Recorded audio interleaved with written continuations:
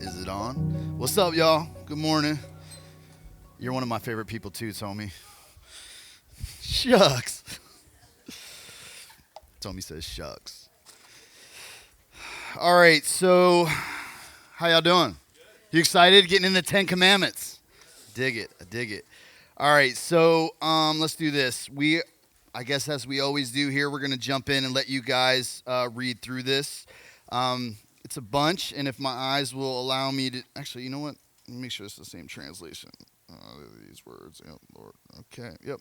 I'll read it off my bigger printed page. I'll go ahead and read through it to kind of get you started, and then obviously, like we always do, you guys will kind of break up at your tables, and we'll dig into this a little bit, and we'll kind of hear what you think. And God spoke all these words. I am the Lord your God who brought you out of Egypt, out of the land of slavery. You shall have no other gods before me.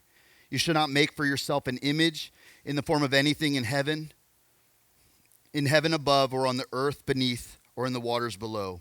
You shall not bow down to them or worship them, for I, the Lord your God, am a jealous God, punishing the children for the sin of their parents to the third and fourth generation, and those who hate me, but showing love to 1,000 generations of those who love me and keep my commandments. You shall not misuse the name of the Lord your God, for the Lord will not hold anyone guiltless who misuses his name. Remember the Sabbath day and keep it holy. 6 days you shall labor and do all your work, but the seventh day is a Sabbath to the Lord your God. On it you shall not do any work, neither you, nor your son or daughter, nor your male or female servant, nor your animals, nor any foreigner residing in your towns. For in 6 days the Lord made the heavens and the earth, the sea, and all that is in them, but he rested on the seventh day. Therefore the Lord blessed the Sabbath day and made it holy. Honor your father and your mother, so that you may live long in the land the Lord your God is giving you. You shall not murder. You shall not commit adultery. You shall not steal. You shall not give false testimony against your neighbor. You shall not covet your neighbor's house. You shall not covet your neighbor's wife or his male or female servant, his ox or donkey, or anything that belongs to your neighbor. When the people saw the thunder and lightning and heard the trumpet and saw the mountain in smoke, they trembled with fear. They stayed at a distance and said to Moses, "Speak to us yourself and we will listen, but do not have God speak to us or we will die." Moses said to the people, "Do not be afraid. God has come to test you, so that the fear of God will be with you and keep you from sinning." The people remained at a distance while Moses approached the thick darkness where God was. All right, I'll give you guys some time. Why don't you go ahead and huddle up at your tables and kind of dig into this a little bit.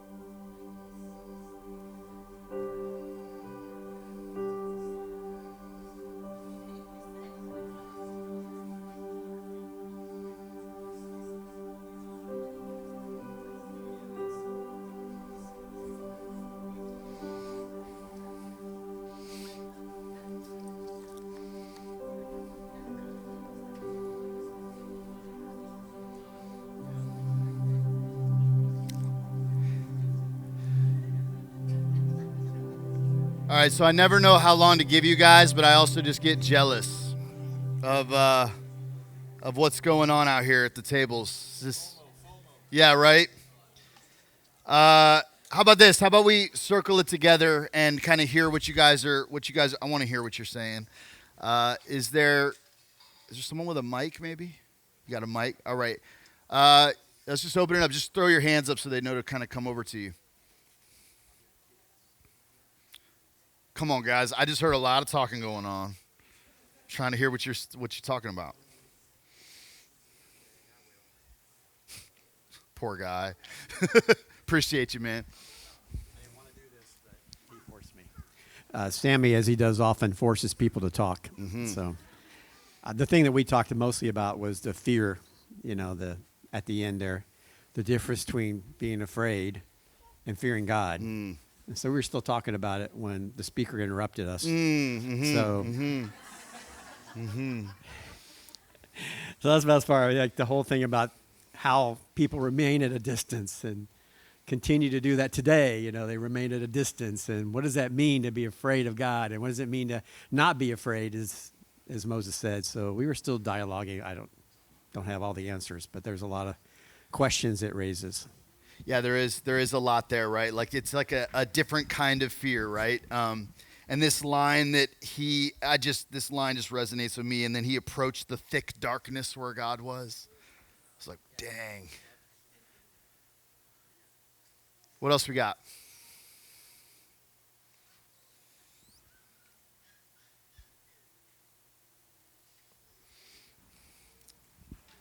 Hi. Is this on? Okay. In the past, when I've read, the difference between God's punishment and then God's mercy, it's always, often to me, it's been framed as, feels like this dichotomy. How can he both be willing to punish, but then also wants to show so much mercy? But this is the first time while reading it, I noticed, the time scales are so much different for, the punishment. It's only up to the third and fourth generation, and then for showing love, wants to show to 1,000 generations. Just the feeling that the scale is so different, just it's tipped so much more heavily toward wanting to show love than any kind of wanting to show discipline and punishment. Did anyone else have thoughts about that? Punishment generations and blessing for generations. I see everyone's pointing at Emily. As she nodded. No? Okay. No. Go for it.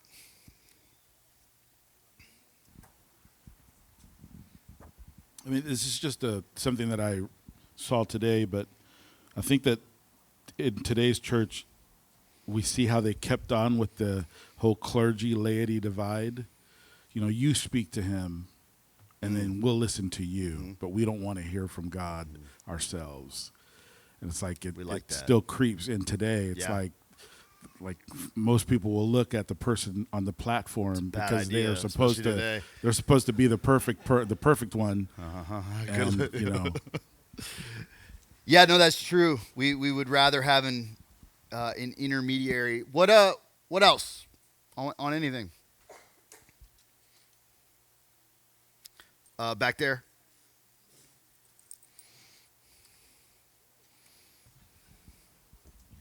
I really appreciate how God on the first commandment about the Sabbath was really specific. Because someone could read it oh, it's just for me to rest. But don't worry about my kids. I'll have them go do everything. Yeah. Or women be excluded or slaves or whatever. And so I loved how specific. He's like, no, rest goes to all. Let's be clear here. Yeah. If someone's a visitor, a child, a servant. Yeah. And then with the parent one, I really appreciate that said to honor the parents and not strictly obey. I wouldn't want my kids when they're 50 feeling like they have to do exactly what I say, but just to honor them.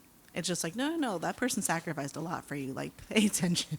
But you don't have to do every little thing they say, your whole entire life. And I love that, God kind of put that intentionality in that wording. At least that's how I read it. So, I don't know. It said honor, I thought. Maybe I misread something. And I wondered about this, too, because it's tied with a promise that you may live long in the land. And I actually started thinking about, even just the forgotten old in our own society, and like there might be like an economic dynamic to that, right? Like they're past production, they're past like fruitful production, and yet they are to be honored, to be cared for, to not be forgotten, to be supported, like not to be seen as a burden. And actually the like longevity of our life might actually be dependent on not being like left aside or stuck in a home somewhere or something like that. That there may be a way to honor and walk with your father and your mother. Anyone else? Sure, I'll chime in. I was really struck by, as Johan and I were talking, it's like it seems to me that when it comes to at least some of the stuff pertaining to your neighbor, like not killing or stealing or adultery, it's like that seems, at least to us in our kind of modern morality, we're like, yeah, duh. Like, of course not. Whereas like the first four seem a little bit less obvious, like stuff around God's name is like, well, why does that matter so much? But I think what I was really struck by, even as we talk about our neighbor, is the stuff around coveting. It's like that feels less obvious. Like to say you will not covet, it's not just that you're not doing something against somebody, but coveting, that's like an inside thing. Yeah. And how do you actually punish someone for coveting? Whereas the other stuff is like, yeah, you kill somebody. Well, obviously there's laws. Yeah, this around one that. feels more like a thought crime. Yeah. Yeah. So it's an interesting way to end the Ten Commandments. So I was just struck by that. Mm-hmm.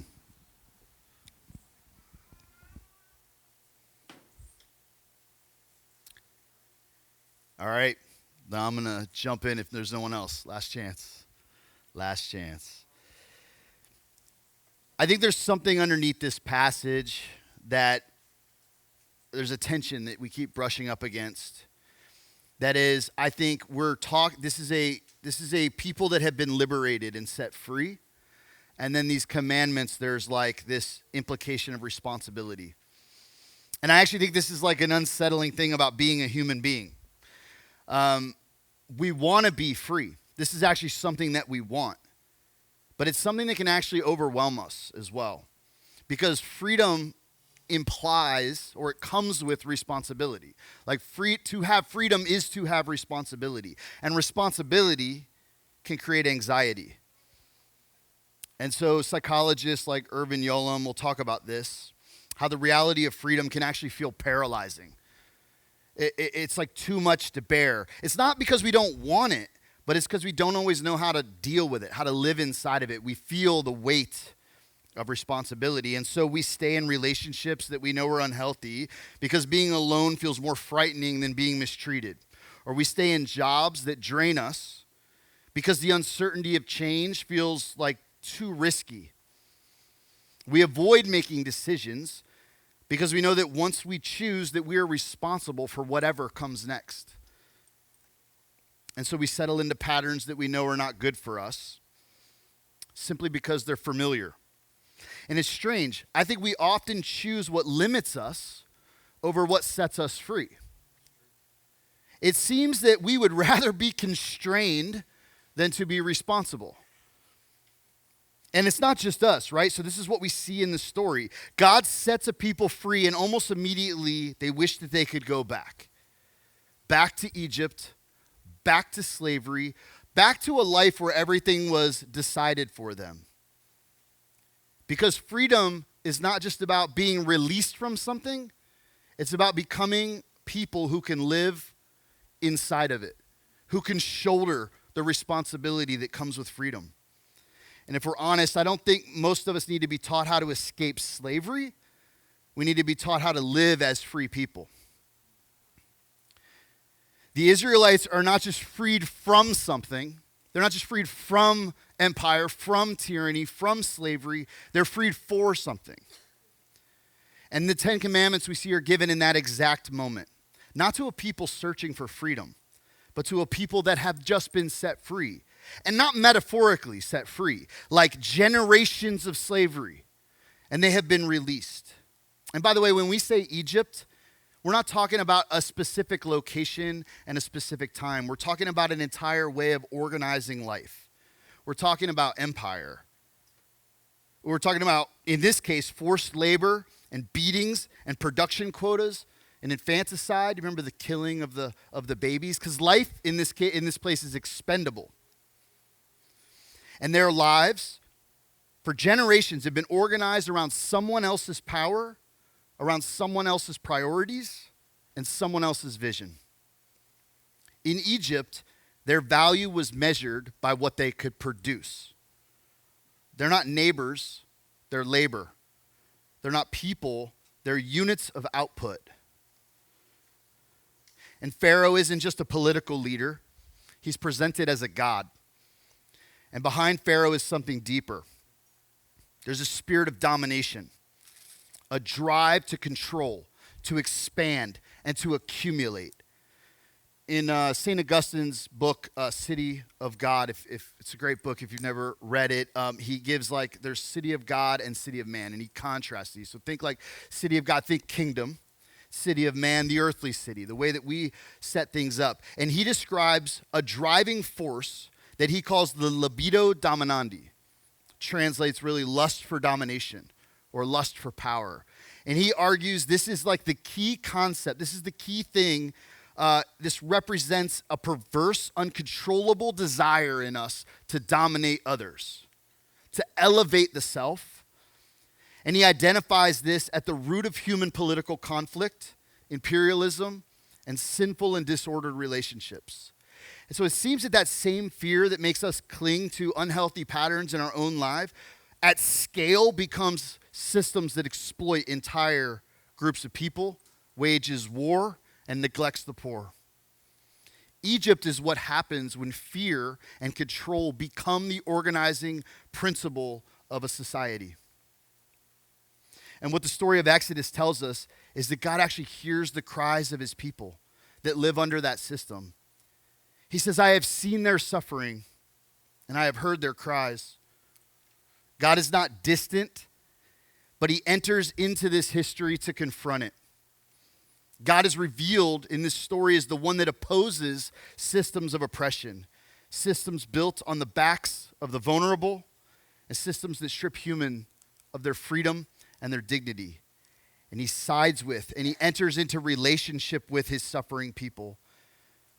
You know, last week we looked at Exodus 19. There's this line in there.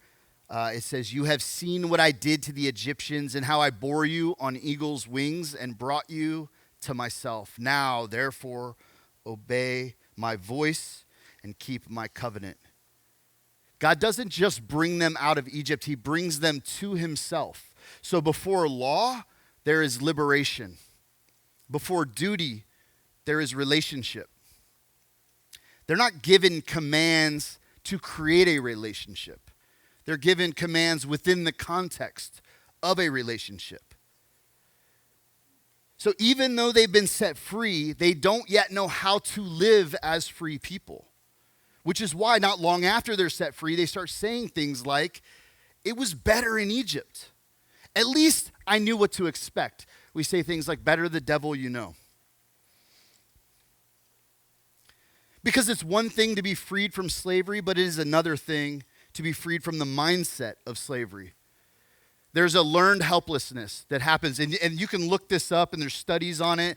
There's a million ways to illustrate it, but my favorite way, because it sticks in my brain and hopefully in yours as well, if you have, by the way, these are adorable. If you see a baby elephant, baby elephants are, I think baby animals for the most part, maybe not baby fish, I don't know, but like a baby elephant, if you take a baby elephant and you can tie a little string to its back leg and just put a tent stake in the ground, like tying up a cat. And it'll learn like, okay, I can go this far, I can go this far, and it will hold the baby elephant in place. But you know that elephants get massive.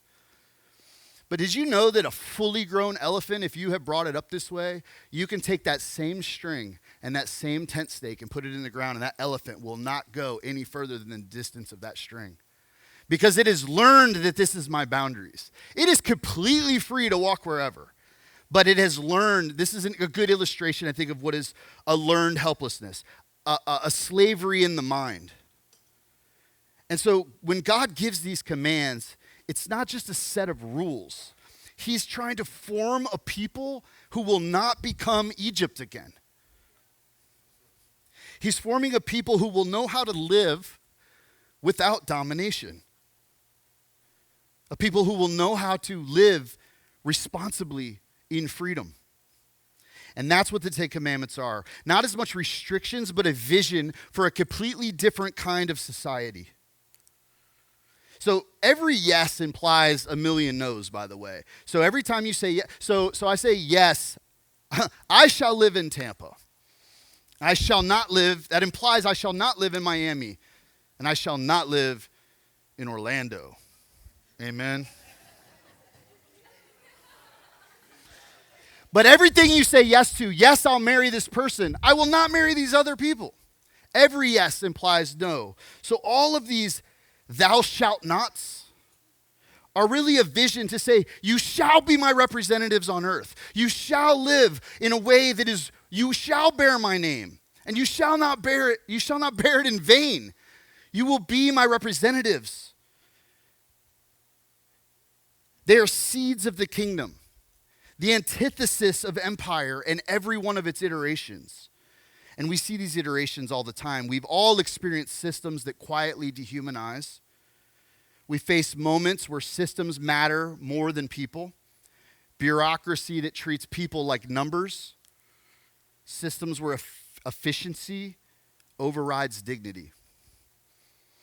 So we're trying to wrestle with this. We've opened up the drop, and we want to set the table. And we want to not prioritize efficiency over dignity. We want to prioritize dignity. We want to set the table for this. And so as we're training volunteers there's this principle that we'll put in the training, and it's very simple. It's just called interruptibility. Simple idea. It's not actually that easy. And it just means you're going to be doing something. You're going to be checking people in. You're going to be folding laundry. You're going to be making or running coffee. But when someone walks in or someone needs your attention, stop. Be interruptible. Look them in the eye. Acknowledge them. Make sure they know that they're seen.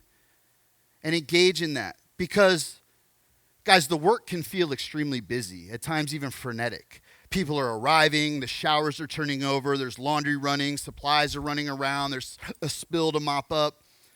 There's always something to do. But we try to remind one another to go slow enough to notice. Go slow enough to notice someone that just walked in. Go slow enough to notice someone sitting quietly by themselves or someone that looks overwhelmed. Go slow enough to notice someone who seems to have good news to share with you. Because it's in those small moments where the culture that we're trying to create actually shows up. That's where this dignified moment happens. But what we realize in trying to practice this is that it does not actually come naturally to us. Because most of the systems that we live within are training our minds to do just the opposite. To train us to prioritize efficiency. To complete the task. To keep things moving. And so we treat people like interruptions instead of the reason we're here in the first place. And when we try to practice this, and we say people are not interruptions to the work, they are the work itself. They are what we are here for. And you see the tension in yourself, you start to realize and recognize how easy it is for systems, ancient or modern, to move into us and to turn people into something less than human. That's Egypt. Egypt is not back then. An empire is not out there. It is a tendency in us. So while you can take the kid out of Egypt, it's another thing entirely to take Egypt out of the kid. And that's why the commandments are given. Not just to organize or order your behavior, but to form a people who will not become Egypt. And so what follows in the Ten Commandments is not a random set of rules. This is a vision for what a people look like when Egypt is no longer running the show. This is what love looks like when it takes shape in your community. And the commands begin and end, like Tommy pointed out, with something internal, something in here and something in here. And so I want to begin with the bookends here. And so the first command is this: you shall have no other gods before me. I am Yahweh who brought you out of the land of Egypt, out of the house of slavery. I am your Elohim. You will have no other Elohim before me. Which, by the way, raises a serious question about what is most important in your life. So Paul Tillich, in a book called The Dynamics of Faith, he talks about, he defines faith in a way that I really appreciate as ultimate concern. And he's like, listen, your life is filled with concerns, all of you. There's a lot of things you're concerned about. You're concerned with your grades. You're concerned with, like, what people think about you. You're concerned, but, like, and by the way, all of your concerns are trying to become ultimate. Like, they're all, like, clawing. Even, like, if you're hungry, it's, like, wants to, like, be at the top. Like, all concerns are trying to climb to the top. But all of your concerns are actually nested. They're submitted to other concerns, greater concerns. So, like, students, you know, maybe you're concerned with, like, your homework. At some point, you got homework, and you're concerned with that. Just to illustrate. Well, why? Well, because I'm actually concerned with my grades. Well, why? Well, because I'm actually concerned with this degree. And by the way, these can start going in different directions, how you answer these questions. Why? Because I have a calling and a vocation that God has called me to, or because I want to make money. Why? Because I want security. Why? Because I want to buttress myself against the fear of death, or because I want to support a family, but you follow the train of thought. And what you find is, as you climb through all of the concerns, something sits at the top. There is a concern in your life that every other concern is nested within or underneath of. This is functionally your God. This is every concern being nested under it is worship. And the first command is saying, if anything other than what is actually ultimate, infinite, and unconditional, namely the Lord himself, sits in that place, then you will begin to distort how you live and how you see and treat people. That is what idolatrous faith does. And in Egypt, ultimate concern was dominion. It was power, it was wealth, it was production, it was economic expansion. And we see the havoc that it creates, the slavery, the pain, the oppression. And we saw in the plagues that these false gods are judged and plagues befall them. And after God demonstrates his power over the gods of Egypt, he turns to his people, the people that he has just led out from under the oppressive heels of empire. And he says, I am Yahweh, your God, who brought you out of the land of Egypt, out of the house of slavery. You shall have no other gods before me. I will be what is ultimate concern in your life. And then let's jump to the final command. It comes back to the heart again. Do not covet. All right, so this might feel like a strange tangent, but I just want to share this with you. So, story time. I traveled last week. I was up in Boise, Idaho, of all places. I was meeting up with some friends from kind of the Brave Cities Network. And anyway, we were there. And on the way out to catch the plane out of Boise, you know, when you walk up to, like, your gate and there's the, what is it called that goes out to the plane? Not the runway that you walk in. Yeah, that. So there, you see the window, and there's that thing, and there's no plane, right? But that's where, like, the plane's going to pull up, and people are going to come in, and they get off the plane from before, they reset things, and they call you in. So we're waiting for the plane. And I pull up, but I see, like, all these people waiting for the plane, but they're all staring. You know, there's, like, that window there, and they're all staring out the window, like a lot of people kind of standing in the window and, like, looking out the window. So naturally, I go over and I kind of look out the window. And what you see is there's, like, a bunch of firefighters, a bunch of police, and a bunch of military, like, standing at attention off to the side where the plane will be. And then you notice in the middle is a hearse. And so it seems that a soldier is being brought home. A body is being brought home. And so people are looking, and you kind of realize the weight of the situation. But I got a little fascinated. I could imagine how this was going to play out. But what I got fascinated with was watching the people, watching the thing. So I positioned myself to face away from what was going on. Like everyone's facing that way. I sat at the outside of the kind of gate looking out. And you see all these people coming like down the hallway from other gates. And like some of them look like they're late for something, like walking quick. But that you can't help. They're like, their eyes are like, and all of them start turning and like trying to see what's going on. And now it's like bigger and bigger crowd. There's people standing on chairs and like, excuse me.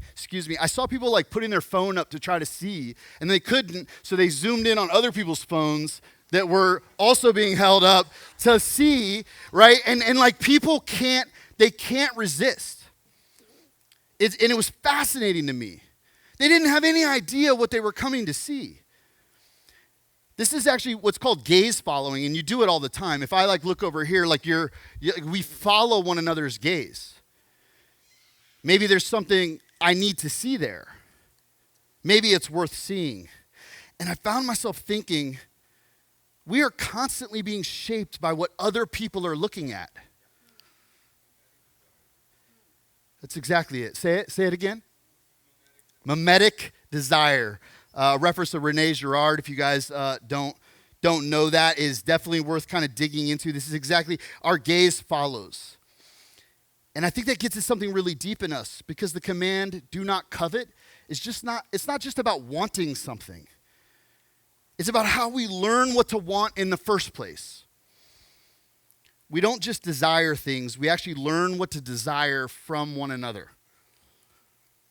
And so this idea of mimetic desire, you can illustrate really easily. You got two kids that are playing, and everything's good until one of them picks up a toy. And then that toy becomes the only toy. It's the only thing that matters because they have it. It's mine. I want that toy. And this is, by the way, we behave the same way. We just try to hide it a little bit because coveting turns neighbors into competitors. We say keeping up with the Joneses. And once that happens, a community will start to break down. And this mimetic desire will inevitably lead to rivalry, theft, false testimony, violence, and murder. And so the commandments begin and end with a heart and mind, with an interiority that is rightly ordered, with Yahweh on the throne as our ultimate concern, and with gratitude about what and who we have in our lives. And then out of that kind of heart, a different life begins to take shape. And so between those two commands, we're given some practices that protect the community from becoming Egypt. And I think the command to keep the Sabbath might actually be the most radical of these. In Egypt, there was no rest. Your value was tied to your output. And like it was pointed out, this was very specific. This isn't just for you. It's for you. It's for your children. It's for your servants. It's for your livestock. It's for your visitors, even the land. Everyone and everything rests.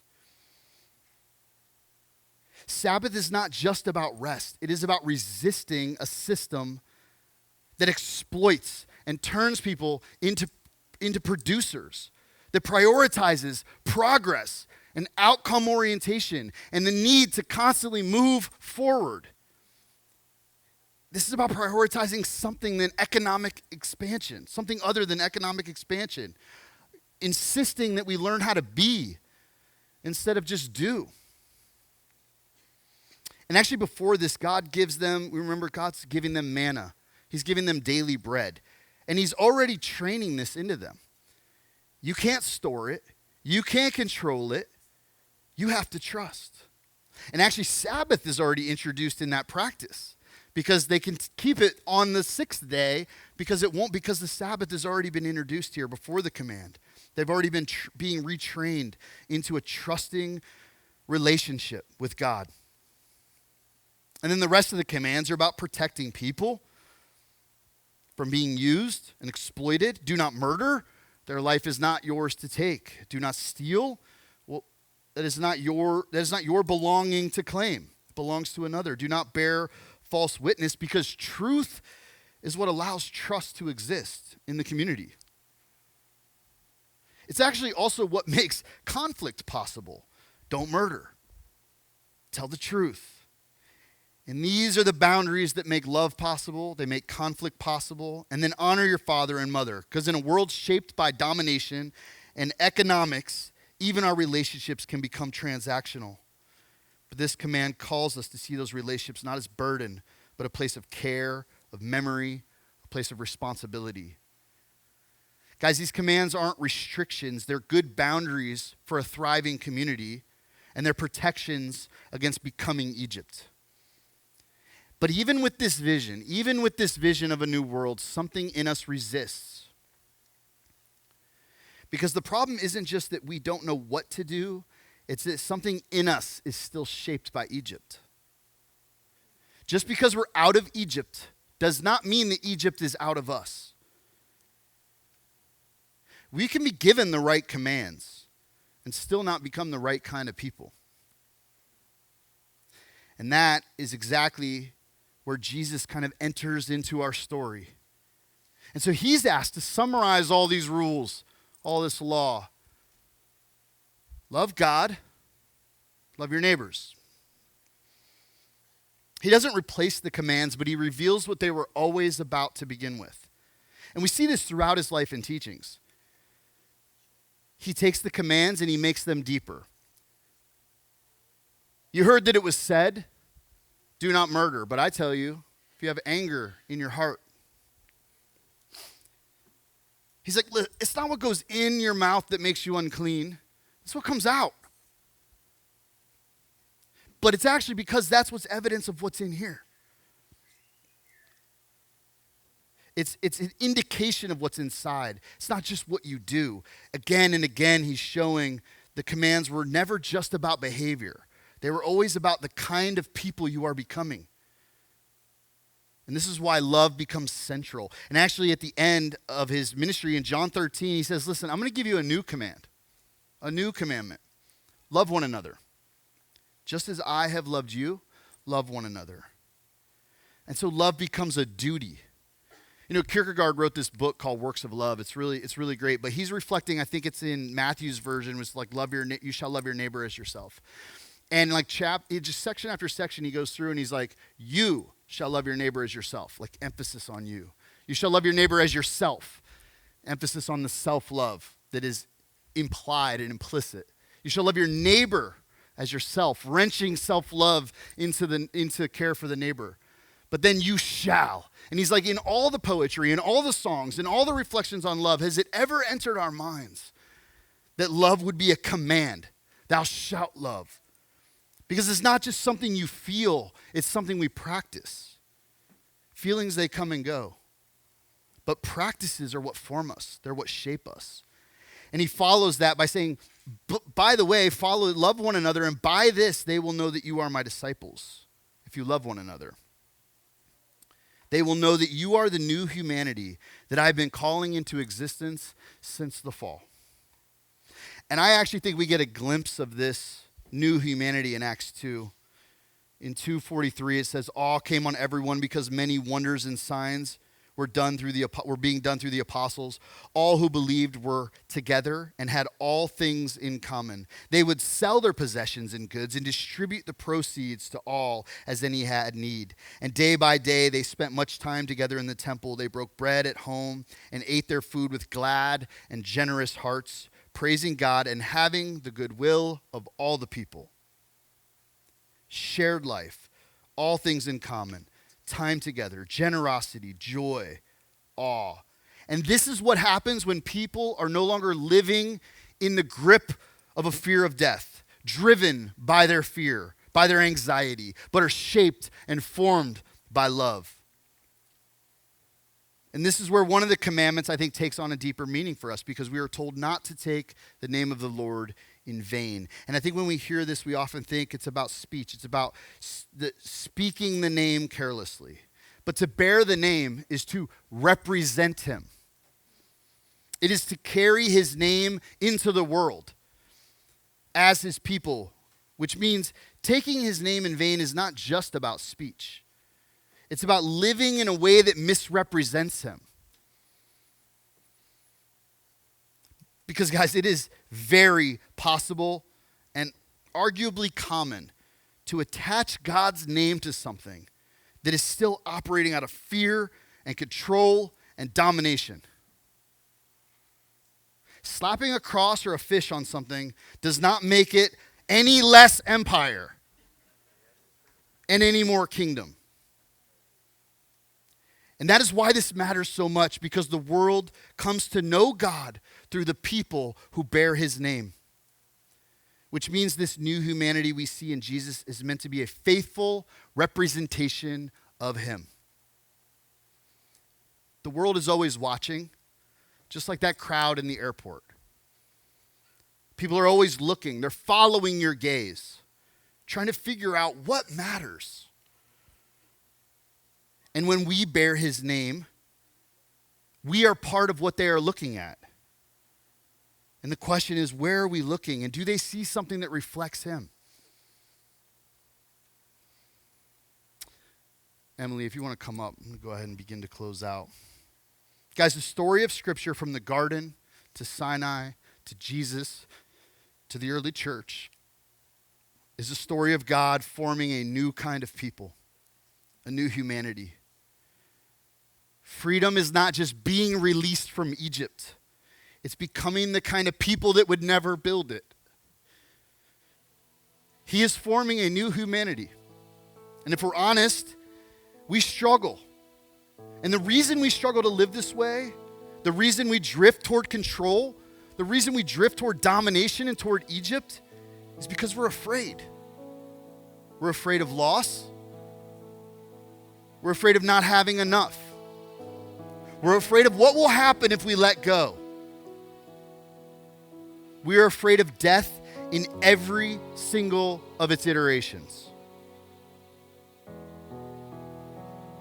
And you even see this fear show up in the end of this Mount Sinai moment.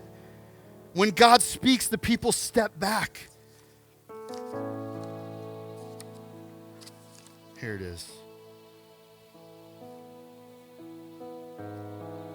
Speak to us yourself, and we will listen, but do not have God speak to us, or we will die. Even in the presence of God, who has just set them free, the instinct is still fear. The grip of death is still on them.